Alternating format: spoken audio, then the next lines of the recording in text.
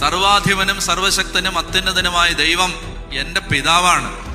ആ ദൈവത്തിന്റെ കരങ്ങളിലാണെല്ലാം. ആ ദൈവം എന്നെ സഹായിക്കും. നിന്റെ ഓടാമ്പൽ ഇരുമ്പും പിത്തളയും നിന്റെ ആയുസോണം നിന്റെ ശക്തിയും യശൂൺ നിന്റെ ദൈവത്തെ പോലെ ആരുമില്ല. നിന്നെ സഹായിക്കാൻ അവിടുന്ന് മഹത്വപൂർണനായി വികായസിലൂടെ മേഘത്തിന്മേൽ എഴുന്നള്ളുന്നു.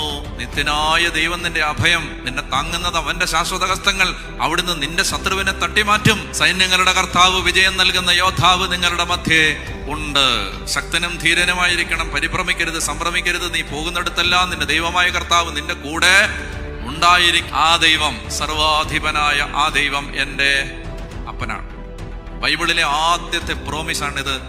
നമ്മൾ ദൈവത്തിൻ്റെ മക്കളാണ്. ദൈവം എൻ്റെ അപ്പനാണ്. ദൈവം എന്നെ സൃഷ്ടിച്ചത് അവൻ്റെ ഛായയിലും അവൻ്റെ സാദൃശ്യത്തിലും.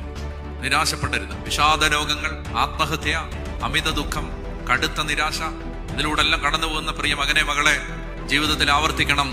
അത്യുന്നതനും സർവാധിപനും സർവശക്തനുമായ ദൈവം എൻ്റെ പിതാവാണ്, എൻ്റെ അപ്പനാണ്. അബ്ബാ, പിതാവേ എന്ന് വിളിക്കുന്ന പുത്രന്റെ ആത്മാവിനെ അവിടുന്ന് നമ്മുടെ ഹൃദയത്തിലേക്ക് വർഷിച്ചിരിക്കുന്നു. നിങ്ങളിൽ ആരെങ്കിലും ഒരാൾ മുറി അടച്ചിട്ടകത്തിരുന്ന് പുറത്തേക്ക് ഇറങ്ങാൻ പോലും മടി കാണിക്കുന്ന വിധത്തിൽ നിരാശയുടെ നടുത്തളത്തിൽ കെട്ടപ്പെട്ട് കിടക്കുന്ന ഒരു പ്രിയപ്പെട്ടവനെ, ഒരു പ്രിയപ്പെട്ടവളെ ഓർത്ത് ഈ സമയത്ത് ഭാരപ്പെടുന്നുണ്ടെങ്കിൽ ദൈവത്തിന്റെ ആത്മാവ് പറയുന്നു, ദൈവത്തിന് അവരെ ഈ സമയം സുഖപ്പെടുത്താൻ കഴിയും.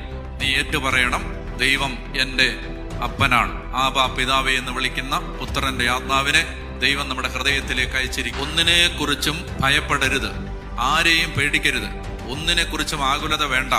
എല്ലാം ദൈവത്തിന്റെ കരങ്ങളിൽ കൊടുക്കുക. അല്പസമയം കൂടി കാത്തിരിക്കുക. വഴികളും വാതിലുകളും തുറക്കുന്നൊരു ദൈവത്തെ നിനക്ക് പരിചയം